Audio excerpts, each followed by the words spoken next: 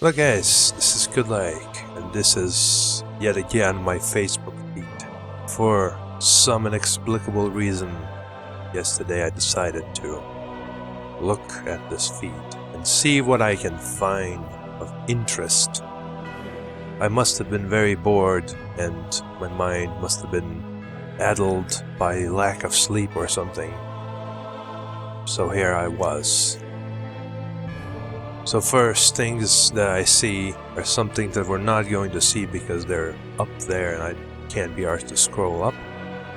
But then I see this. And this is just some, anti-feminist propaganda dispensed by a 15-year-old girl. It says, oh, this is Lithuania. I'll give you a rough translation. Women are not real people. They don't deserve to work. Instead, they should just be dolls to be dressed up into.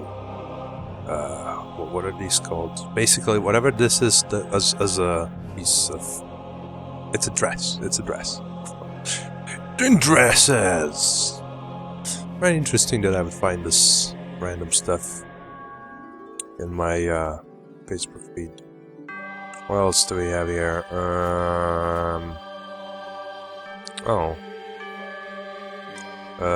What's her name?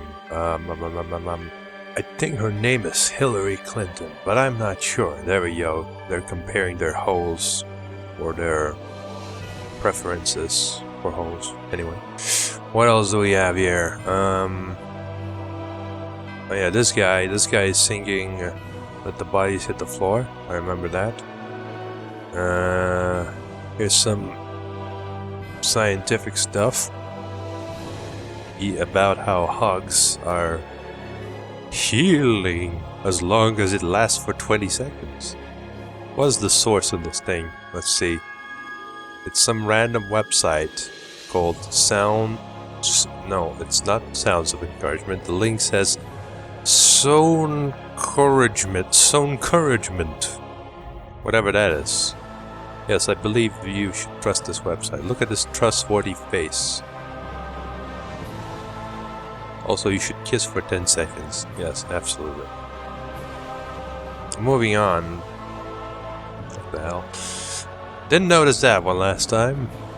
Here we can see Monkey Jones, an amazing artist that is creating YouTube videos on, YouTube and occasionally other websites, since YouTube tends to ban him for some reason I don't understand. It's some kind of censorship. He is literally the Leonardo DiCaprio of our time, because his videos are just like the Mona Lisa's. It's almost indistinguishable in terms of quality. So much time and effort has been put into creation of this masterpiece. So here's what I found. It is a video, and it is a very interesting video. We're going to move, but it's annoying, and we're going to pause it constantly because that's how it's got to be. This cube test will tell you everything about your personality. Now, I'm a person who enjoys learning things, even more so if it's learning things about myself. So I took this test, and I will try to reimagine what exactly was that I did yesterday when I took this test. Right, so this is following a Japanese psychology game meant to reveal aspects of your personality you may not have otherwise known. Imagine you're walking through a desert and you see a cube. So here's what I'm thinking at this point of the test. I'm walking through a desert. How could this possibly be? The only possible way we could reconcile this is that it is a massive desert of some kind, at least from my point of view. It has got lots of all kinds of sweets, and we see before us a chocolate cube. How big is the cube? So The size of the cube that I imagined was about the size of my leg. I'm not sure how this is relevant, but it was the size of my leg. It was up to my leg. The side of the cube was as tall as my leg, or maybe like 80% of it. It's hard to say, you know. It's hard to say. It's somewhere around there. What material is the cube made of? Like, as I mentioned before, I already imagined it being made out of chocolate, because that's obviously what other kind of cubes have you ever seen next to a dessert? Chocolate cubes, obviously. Moving on. How far is the cube from the ground? And I'm fairly certain that the cube was just on the ground. Why would there be floating chocolate cubes in a dessert? That doesn't make any sense. I mean, it could be like stabbed into something and being propped above the ground like that, but no, this is just like, you know, a chocolate cube that's like nicely settled next to the dessert.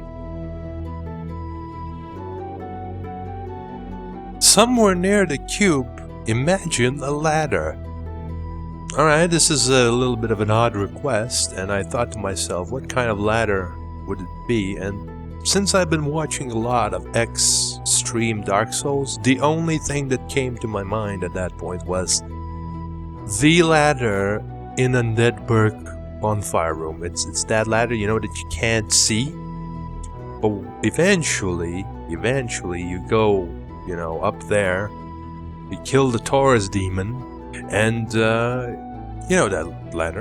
And I'm thinking, this is very strange. Why would there be a Undead bonfire in a dessert? And then I realize, oh, Undead bonfire is the dessert. This entire room is the dessert. So, you know, it's just like a cake, and you're there, and it's kind of like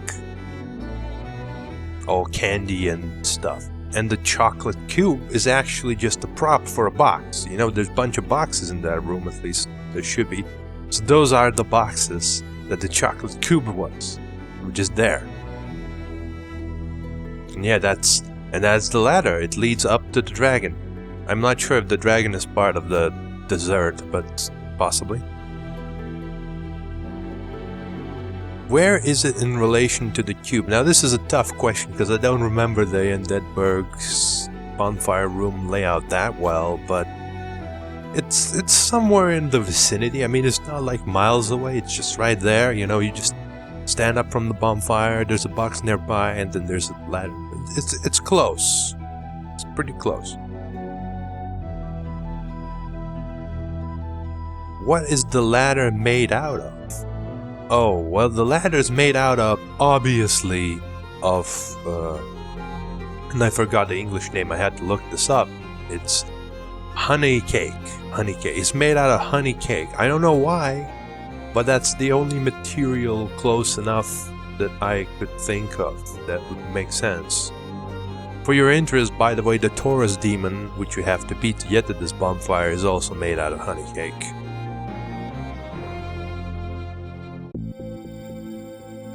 Picture a horse next to the cube and the ladder. Now this is where it gets weird, because how the fuck would there be a horse in Dark Souls? I don't remember seeing a horse in Dark Souls, even once. Even once! Do you remember a horse? No, you don't. There's rats, there's cats, there's dogs and wolves, there's strange gooey monsters and mosquitoes even, but there's no horses that I can remember. Of course there's also boars, but I mean, a boar is not a horse. So I'm thinking, how can we resolve this? And here's what I thought. The horse is actually another player. This player is not actually a horse, but he's wearing a horse mask. Now, Dark Souls does not have a horse mask, but I guarantee you that if it had a horse mask, there would be a player that was wearing it. So there you go. I'd like to emphasize that this is pretty funny that they would use a horse here. You know, when I was a little boy, back in school. I might have told this story already, but it was like 3rd or 2nd grade, something along those lines. And we had a problem. Well, not an actual problem, it's just something we had to do for the class. And the teacher asked us, describe a horse in 10 sentences.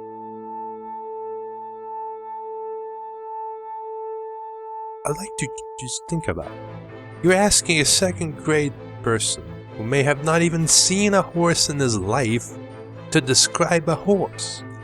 I had seen a horse in my life at that point because one of my grandparents basically had a house and a farm in the villages somewhere, and I've been there before, and they took me on a carriage ride. I was sitting at the back and we were going down hills, and it was pretty fucking scary and shit because it would just rock crazily. But I've never really paid attention to the horses. I've not really been very interested in them at all, so I was really confused. What should I say about the horse? I know it has like 4 legs and a tail, and then I couldn't come up with anything, and the time was running out, so what I wrote in is this, and that's all I know about the horse. And honestly, I don't want to know anything else about this fucking horse. I didn't add the word fucking there, and I was obviously writing in Lithuanian because, yeah, that's what Lithuanian classes will force you to do. They'll force you to fucking write 10 sentences about horses, in Lithuanian no less. And she was pretty upset with my answer. She would stormed off to the nearby library, brought an encyclopedia, found the definition of a horse with pictures and shit, and put it before me and told me to read it. Read it, goddammit. Learn. I looked at the horse for 10 minutes or something, put it away, and, well, still couldn't remember anything about the horse. I think the best description of the horse that I could give you is exactly the same as the one at the 2nd grade. Because really, I don't give a shit about a horse. It's a horse. Who cares? Who really cares? Why are we forced to do this? Who really knows? Is it wearing anything? Now, like I said, this is a player wearing a horse mask, but as we all know, like, if the player was wearing a horse mask, he would not be wearing anything else. It would be just the player with the horse mask, and I guess the default undergarments that the game forces you to have, because that's how it works. What is the horse doing? So this is where we truly have to consider, how is there another player that's wearing the horse mask? Is it me? No, I'm not wearing a horse mask. I'm not stupid. So this has got to be another player, and this other player is there, you know, just like as the part of the dessert. It's just another player that's kind of like phased into our world. You know, when you're next to a bonfire, you can sometimes see players doing stuff. So yeah, that's that. And what is this player doing? Obviously, since you're right next to the bonfire, what you have to do when you're right next to the bonfire to remain there for a longer time, you basically have to not run away. So he's just standing there and he's staring into the bonfire. That's what the horse is doing. I mean the player that's wearing the horse mask and nothing else. Now imagine flowers somewhere in the scene. Again, a very odd question, sorry, not question, but thing to imagine when you're considering Dark Souls. I mean, there's some flowers here and there, but definitely not in the Undead Burg. Like, that place is real estate kind of place, you know. There's buildings and shit, there's rocky paths, but there are no fucking flowers. Shit, it would have been burned, because there's also fire there if there was flowers. So I'm thinking, what else could possibly be there in the Undead Burg bonfire? And honestly, the only thing I could come up with was the monsters from the Dark Forest, or whatever it's called.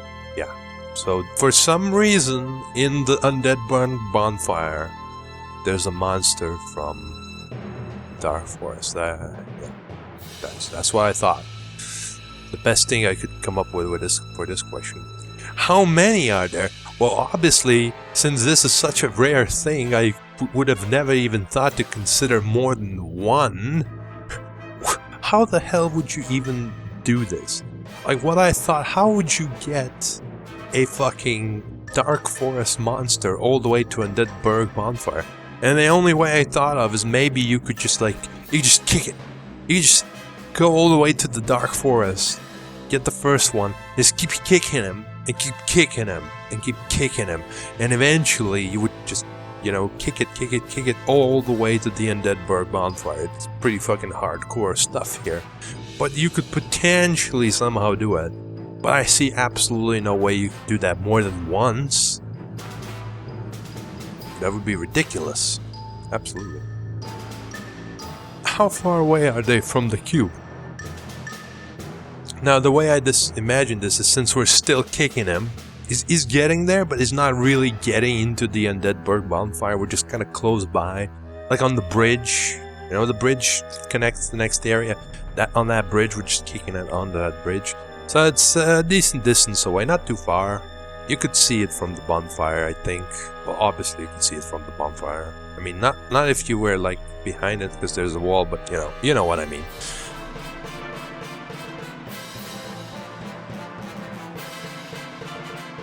So lastly, there's a storm starting. I mean, again, a very confusing thing to add to Dark Souls, because there's usually no storms. I can't remember a single, like, storm. There's maybe some clouds there, but like a full-fledged storm with rain and thunder. Nah. But okay, we'll just plot it. Who really cares? I mean, it's a storm, okay? How close is it to the cube, ladder, horse, and flowers? I'm starting really to be suspicious of this, because why the hell is all of this important? Like, okay, it's a prop for a box, then it's a ladder that you can kick down, and then there's a guy with a horse mask standing by the bonfire staring at it, and another monster from the Dark Forest being kicked towards the Undead Burg bonfire. Very, very, very strange. And the storm, I don't see how it all factors into all of this. But, I mean, it's probably close by. It's really hard to tell, because, as I've learned through watching you access stream in Dark Souls, you can't actually look directly up for some reason in the game. And therefore, even if it was close, you wouldn't be able to see the storm, because it's probably like above your head. So, we don't really see it, but it's close, probably, potentially. It's a hypothetical storm. Maybe we can hear it.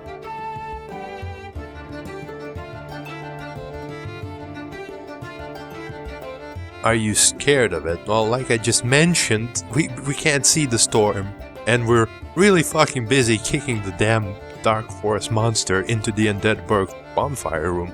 So we really don't give a shit. We just don't have time for this stuff. We're busy with something far more important than some stupid storm that we can't even see. Alright, remember all that. Yes. The size of the cube is the size of your ego. Very interesting observation, because think about it this way. I mean, I imagine it the size of my leg, but we were walking in a desert. And normally a desert is something that's comparably really small. So the cube is the size of my leg from my perspective as I'm walking in the desert is actually really tiny from other people's perspective if they're like, eating the dessert, because dessert is tiny. So you could look at this and say that, I see my ego as large as my leg, whereas other people's perspective of it is just as tiny. Very, very tiny. I'm not very egoistical from their point of view. The transparency of this cube shows how open you are with people.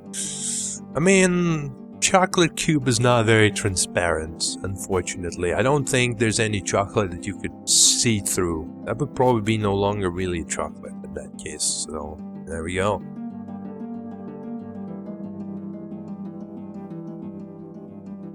And the closer it is to the ground, the more grounded you are.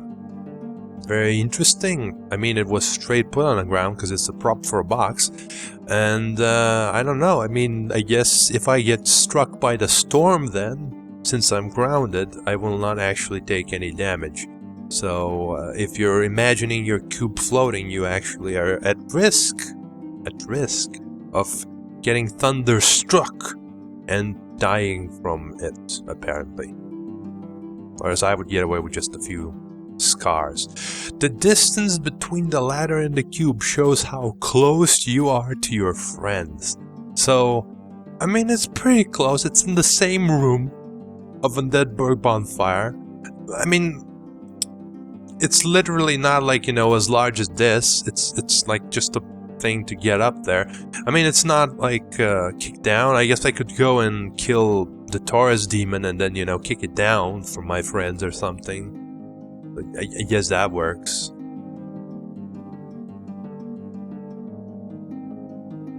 If the ladder is leaning against the cube, it means your friends can lean on you for support.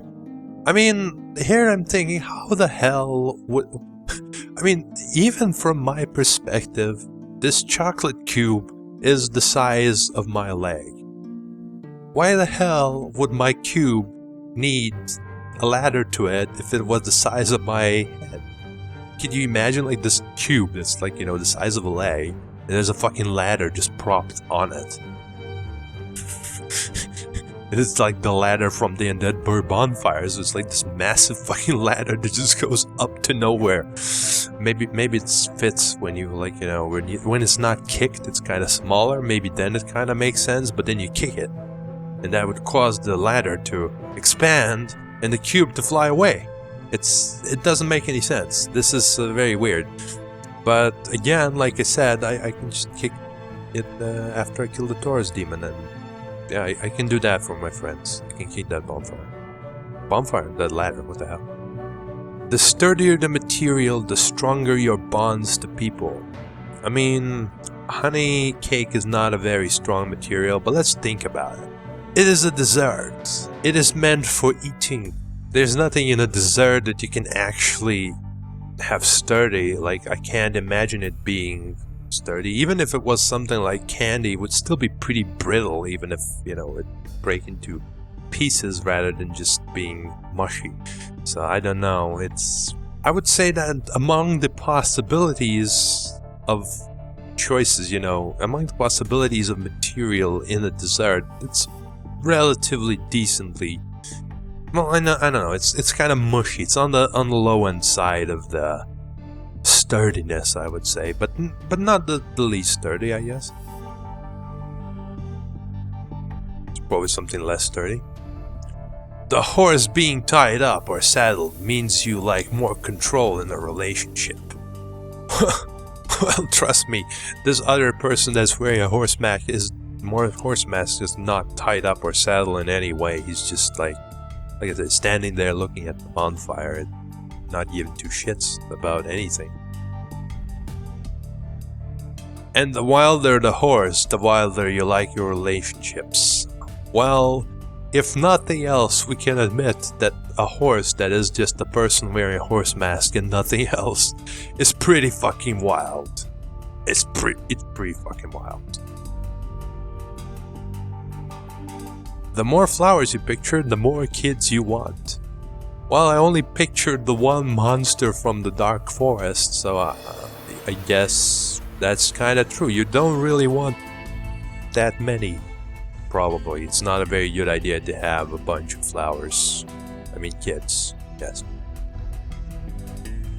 The closer they are to the cube, the more you're thinking about kids. I mean, they're pretty close, they're getting there. We're kind of like, you know, just kicking the monster towards the cube, so in some sense we're thinking about it or just kicking ourselves towards it or something like that. Or kicking them towards us. Whatever the analogy here is, I think it's pretty obvious, it's pretty fucked up because we're kicking something that represents kids.